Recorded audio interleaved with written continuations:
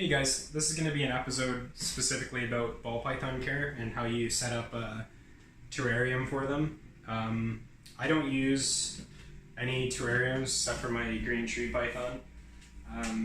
It's just easier for me to save space, so I use over here the melamine rack. They're 49 quart tubs, so most of my ball pythons are over here. And then the ARS rack's more for larger snakes like boas and carpet pythons. The babies I keep in this melamine rack over here, just shoe rack style tubs. I think they're like 6 quarts or something like that. So that's what I use for the babies. The way I have these set up is I have heat tape going along the back, and then it's plugged into a thermostat. For the thermostat, I usually keep it at around 88 to 90 Fahrenheit. Ball pythons are pretty hardy, resilient animals. Like, you can have them anywhere from 86 to like 90, 92 Fahrenheit. They don't really, in my experience, need exact specific temperatures of like 88 or 87 or whatever. I mean, in the wild, they obviously don't get those exact temperatures. So anywhere between around 86 Fahrenheit to around 92 Fahrenheit is probably going to be fine for them. My thermostat keeps it generally around 88, but it doesn't have to be that specific. So if you're just having 1 or 2 pet snakes, I would recommend starting off with either a 10 or 20 gallon terrarium.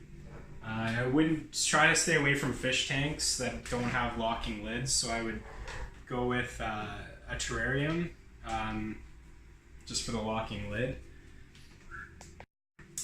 As for feeding the ball pythons, I've been breeding balls for probably about 8-9 years now, and what I usually do for the babies, as soon as they're born, I wait until they shed first and then I start feeding them. I always feed them live to start because it's a lot easier than getting them on dead. It can be really hard to get them on dead right away. Most of them will switch over to dead fine later. So what I usually do is I start them on live rat pinkies. I usually use those for a couple weeks, and then I move them on to rat fuzzies. And after a couple weeks, months, I usually will try to get them on dead. It's because it's kind of a pain to order live, and most people would prefer to do dead. I have lots of snakes that only eat live, and they're kind of picky, especially ball pythons, but that's just something you have to live with. As for switching them over to dead, the only really way to try to do it is to, really starve them for a little while. Snakes, like ones this size, can easily live a year without food. I wouldn't recommend, obviously, going that long without feeding it, trying to switch it to dead, but if you wait 2-3 months and they're healthy weight, they're not going to die, they're not going to get sick. And if they still don't want to switch to dead after 2-3 months, you're just going to have to feed them live. There's nothing really you can do about it. So as for feeding sizes for ball pythons, what I like to do is look at the thickest part of their body, and so for this ball python, it's about yay thick. So you want to take that size and then look at your rat, and then see if the rat's the same size as the thickest part of the body. You can do a bit bigger than the thickest part of their body. For ball pythons, I'd say I wouldn't go any more than 125% of their biggest part of their body. So 25% bigger than the largest part of their body is about the biggest you'd want to feed them as for sizing. As for what I feed the ball pythons, I only do rats. I'll sometimes give mice to the picky eaters just to get them started. They seem to eat more heartily on mice, especially the babies. I don't know if it's because they have fur, they hop around a little more, but they definitely seem to like the mice more. But what you don't want is a ball python getting stuck on mice and not wanting to switch to rats, and that's going to be a nightmare. So if you can get them on rats right away, that's what I would recommend. For my boas, I do mice for 1 year. some breeders say that they can get pinheads, meaning like their head is smaller than the rest of their body if you give them rats because there's too much fat in them. So for the boas, I do mice. Ball pythons, rats. I only do rats. I don't ever do ASFs. I would absolutely use that as a last resort if the snake is not eating for months and there's nothing that's getting it eaten. You could try an ASF, but that would be absolute last resort. ASFs are a lot harder to get. They don't get very big, so when you're wanting to breed them or get them to a bigger size, you're going to be having to feed them 2 or 3 ASFs at a time. As for ball python humidity levels, I think the correct humidities most people use is probably around 50-60%. I've never had a problem with really humidity because I use plastic tubs and it's pretty easy to maintain the humidity.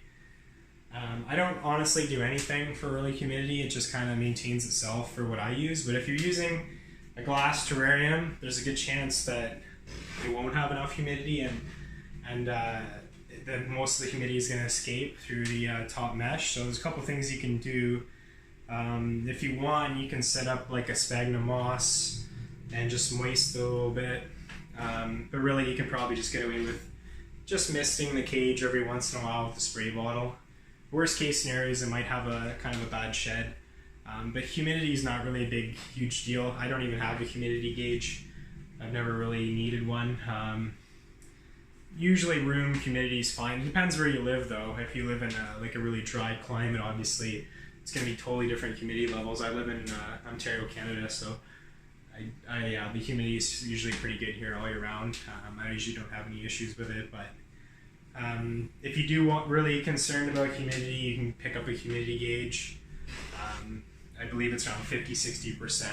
But as long as they're having good healthy sheds and they're not getting stuck skin, chances are your humidity is probably fine. So as for bedding, I switched to cypress mulch. I used to use newspaper before switching to the cypress mulch. And newspaper's fine too. There's a lot of different types of bedding. You just have to make sure it's safe for snakes. A lot of the bedding out there for different animals that aren't snakes are poisonous to them, so you have to look it up and see if it's going to be alright for snakes. But there's a couple of reasons I use cypress mulch. For one, it's really cheap. You can pick it up at a nursery plant store. I think it's like $5 to $10 for a huge bag of it. It takes me about 4 bags to do like my entire collection with all the big snakes and everything. It maintains humidity fairly well too, so it's good for the rainbow boa and the green tree python because you can mist it with water and it doesn't really seem to get moldy. I've used aspen bedding, and as soon as you spill a little bit of water, it kind of seems to go moldy faster, so I don't really like aspen. It looks nice, but I don't really like how moldy it gets. So that's why I use cypress. As for what I use for heating, I use heat tape, but it's perfectly okay to, for beginner setup, what I'm going to recommend is, I'd say a 10 to 20 gallon terrarium. 20 would probably be better because it'll last you a lot longer. That'll last you for the first at least year. And then when the snake gets to around this size, you can bump it up to 30 and then 40 gallon at the max. I don't think a ball python really needs any bigger than a 40 gallon terrarium, but if you wanted to, you could go bigger. The main thing is you don't want to start off with a cage that's too big for them because it'll stress them out and they won't eat. So you wouldn't want to put a little baby in a 50 gallon terrarium because a lot of times they're not going to eat and they're going to get stressed. As for what I would put in the terrarium, I would say a hide box, obviously a water dish. The bedding, it's up to you again. It's really personal preference. I mean, the way I set up my babies is very simple because I have like 70 babies this year. So it's just a cypress mulch, a tub and a water dish. I don't think they need a hide, at least not with this type of rack. They seem to do fine without a hide box. If you're putting them in terrarium, they can see through it a little easier, so I would recommend putting a hide box. Plus, if it's a pet snake, I mean, you're only getting one, you don't really, you don't want to cheap out on just buying a hide box for like a couple bucks, or if you're really cheap, you can make one like out of like a margarine container or anything really that's plastic. So everything else you put in there is pretty much up to you. Again, just make sure it's safe for snakes. You can put in, I use PVC piping specifically for the green tree python, so that would work. You can use vines, fake greenery and branches and stuff you get from a pet store. A lot of the stuff's really expensive. So it's more up to you. The snake, honestly, they don't really seem to care that much. If you put in something for like a ball python like this to climb on, they'll actually use it a lot of the time. So I think it's a little more interesting to give them something to climb on. So if you only have one pet snake, you can set up wherever you want. They're really easy to clean and care for. I mean, they only poo every like week or two usually. It's easy to spot clean the cypress mulch. You just, if they poo, you just pick it up, throw it out in the garbage. You don't have to replace the bedding. Like every time, I usually only replace the bedding every around 6 months. I'll completely remove all the bedding and replace it. But for 6 months, you can just spot clean. Just throw the dirty piece away in the garbage. For the rats, all I do is de-thaw them in water for a couple hours. It depends on the size, but like jumbo rats take a couple hours to thaw. Little rat fuzzies and rat pinkies only take like an hour. So just put them in warm water. You don't want to use hot water. You don't want to boil it at all or anything like that. So just warm water, and then all I do is just drop it in with feeding tongs. I mean, you can leave it in there for a night if they don't eat it. That's another good way for a picky eater. A lot of times, if they're not eating, just leave the rat in there for like 12 hours, and if they don't eat the next day, just throw it out. I would not refreeze them, just throw them out. They're pretty cheap. You can pick up like rat fuzzies and rat pinkies for $1, $2, $3. So just throw it away. They're cheap to feed. I mean, as for feeding schedule, I feed them generally every 5 to 7 days. For a baby, I mean, it's more preference and how fast you want them to grow. But for a baby, you can do every 5 days. And then after a year, I mean, I'd probably do every 7 days, but it's up to you. Generally for adults, they kind of only eat sometimes every 10, 15 days anyway. So when they get to a bigger size like this, a lot of times they'll kind of let you know when they want to eat. As for the lights and how to cycle it, I use usually daylight bulbs. I've used red bulbs, ceramic heat emitters. It's really a preference. There's not really a correct one. The red bulbs are a little better because you can run them 24/7. I don't know. I don't think the snakes can see the red light. Some people say they might be able to. I'm not really sure. I've had not really any issues with doing a red bulb 24/7, especially if you live in a colder area. You don't want the snake to get cold at night. Snakes are fine. Like in the winter, I cool them and they drop as low as like 70 Fahrenheit. So if they have a couple cool nights, it's not a big deal. But if your room's really cold and you're having ambience dropping below 75 all the time, you generally want to run the heat bulb 24/7. Ceramic heat emitters are probably the best to use because they don't emit any light, so you can run them 24/7. Like for my green tree python, and it's the same for a ball python. I just have just a fixture and a heat lamp. It's a daylight bulb, 75 watt. The wattage really depends on how high the light's suspended above the cage. If you have it directly on the terrarium, and it depends on the length to the bottom of the cage as to what the heat's going to be, and depends on the room temperature and everything like that. So what you want to generally do is get a temperature gauge. I use just a temp gun. It's just a point and click temp gun. It was like maybe like $50, but you can get the gauges at the pet store. There's nothing wrong with those. Just avoid the really cheap stick-on ones that go on your aquarium because they're absolute terrible. Don't buy them. Just get the ones with the probe on it. They're like $15. The ambient temperatures don't really matter, in my opinion, as long as it's not freezing cold. It's more about having the bask at 88, 90 Fahrenheit. I would say to leave the bask on for about 8 to 10 hours a day. And I mean, if you do it for less or more, a couple hours, it's really not a big deal. It's more of a preference. But as long as they're getting the correct temperatures, that's fine. They don't really need so much the lighting. The lighting is more for you, so you can see them.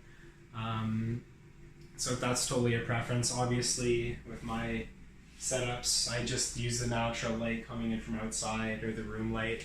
I don't have any special lighting in any of my cages. But for what I would do if I had just one snake is I would just use a daylight bulb and just run it for 8-10 hours on a. You can use one of these devices that control the on and off switch. They're only like $5 to $10, and they'll cycle. It'll automatically turn off your light when you want it to. I'm not sure what they're called, but they look like this, and once it hits a certain time, it turns off, and then the next day it turns on again. So it runs on 24 hours and turns on and off. So just to do a little recap of ball python basic care, what I'm going to recommend for most people is to do a 20-gallon terrarium. Daylight bulb, probably going to be around 75 to 100 watt depending on the height of the cage. As for feeding them, like I said, around 100 to 125% of the biggest part of their body. If you're not quite sure, I mean, you can put the rat right up to their body, and if it looks about the same size as the biggest part of their body, then it's going to be fine for the snake. For bedding, I like cypress mulch. You can use whatever for that, it doesn't really matter. Obviously they need a water dish, and usually you want to run 8 to 12 hour day and night cycle. So that's pretty much it. Thanks for tuning in, and make sure you like and subscribe. And I'm sure to make some more videos in the future. Probably do one about boa constrictors, maybe carpet pythons in the future, or even the green tree python. Have a good one.